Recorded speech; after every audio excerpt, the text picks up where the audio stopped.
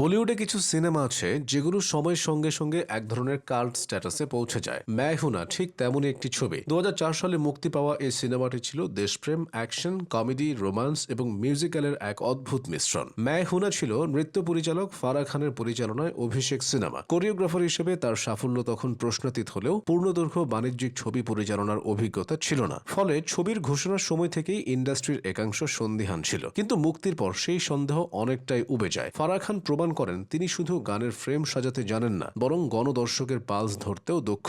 2004 সালে মুক্তি পাওয়া এই ছবিতে শাহরুখ খান অভিনয় করেন মেজর রামপ্রসাদ শর্মার চরিত্রে, যিনি একজন ভারতীয় সেনা কর্মকর্তা এবং গোপন মিশনে কলেজে ছাত্র সেজে ঢোকেন। গল্পের কেন্দ্রে ছিল অপারেশন মিলাপ, ভারত ও পাকিস্তানের মধ্যে বন্দি বিনিময়ের মাধ্যমে শান্তির একটি প্রয়াস। কিন্তু এই রাষ্ট্রীয় মিশনের পাশাপাশি ছবির ভেতরে ছিল ব্যক্তিগত আবেগের আরেকটি স্তর। মেজর রামের লক্ষ্য ছিল তার বাবার অন্য সন্তান অর্থাৎ সৎ ভাই লক্ষণকে রক্ষা করা। এই দ্বৈত দায়িত্ব, দেশ আর পরিবার, ছবিটিকে সাধারণ অ্যাকশন সিনেমার বাইরে এনে দাঁড় করায়। শাহরুখ খান এখানে তার চেনা রোমান্টিক ইমেজের সঙ্গে দায়িত্ববান সৈনিক ও অভিভাবকের ভূমিকা একসঙ্গে মেলাতে পেরেছিলেন। কলেজ ক্যাম্পাসে তার হালকা চটুল উপস্থিতি, আবার মিশনের সময় সিরিয়াস বডি ল্যাঙ্গুয়েজ, এই কন্ট্রাস্টই চরিত্রটিকে আলাদা করে তোলে। সুস্মিতা সেনের সঙ্গে তার কেমিস্ট্রি ছবিতে পরিণত হয় স্বস্তির জায়গায়। অন্যদিকে সুনীল শেট্টির ভিলেন রঘুবীর শর্মা চরিত্রটি ছিল সংযত কিন্তু দৃঢ়, যা ছবির নাটকীয়তাকে আরও ভারসাম্যপূর্ণ করে। এই ছবির সাফল্যের প্রায় 20 বছর পর এখন বলিপাড়ায় নতুন করে আলোচনা শুরু হয়েছে, ম্যায় হুনা 2 কি সত্যি হতে যাচ্ছে। এমনকি ফারাহ খান নাকি ছবিটির সিকুয়েলের প্রাথমিক চিত্রনাট্য নিয়ে শাহরুখ খানের সঙ্গে আলোচনাও করেছেন। তবে শাহরুখ খান আপাতত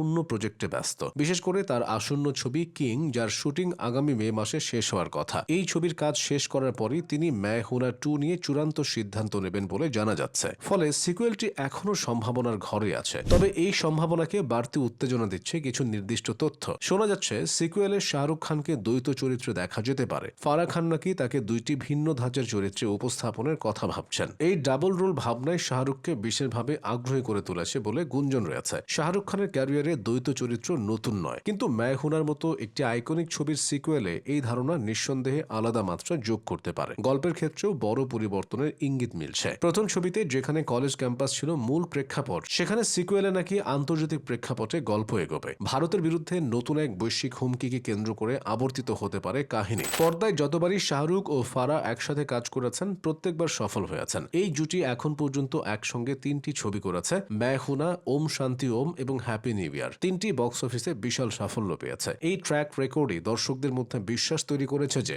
যদি ম্যায় হুনা 2 হয়, সেটি কেবল নস্টালজিয়া বিক্রির চেষ্টা হবে না। সম্প্রতি নিজের ইউটিউব ব্লগে ফারাহ খান ইঙ্গিত দিয়েছেন তিনি আবারও শাহরুখ খানকে নিয়ে ছবি বানাতে চান, যদিও সরাসরি ম্যায় হুনা 2 এর নাম নেননি। তবে বাস্তবতা হলো ম্যায় হুনা শুধুই একটি সিনেমা নয়, এটি একটি আবেগ। তাই সিকুয়েল যদি হয়, তাহলে তাকে প্রমাণ করতে হবে কেন এই গল্প আবার বলা প্রয়োজন। কারণ আজকের দর্শক শুধু নস্টালজিয়ায় সন্তুষ্ট থাকে না।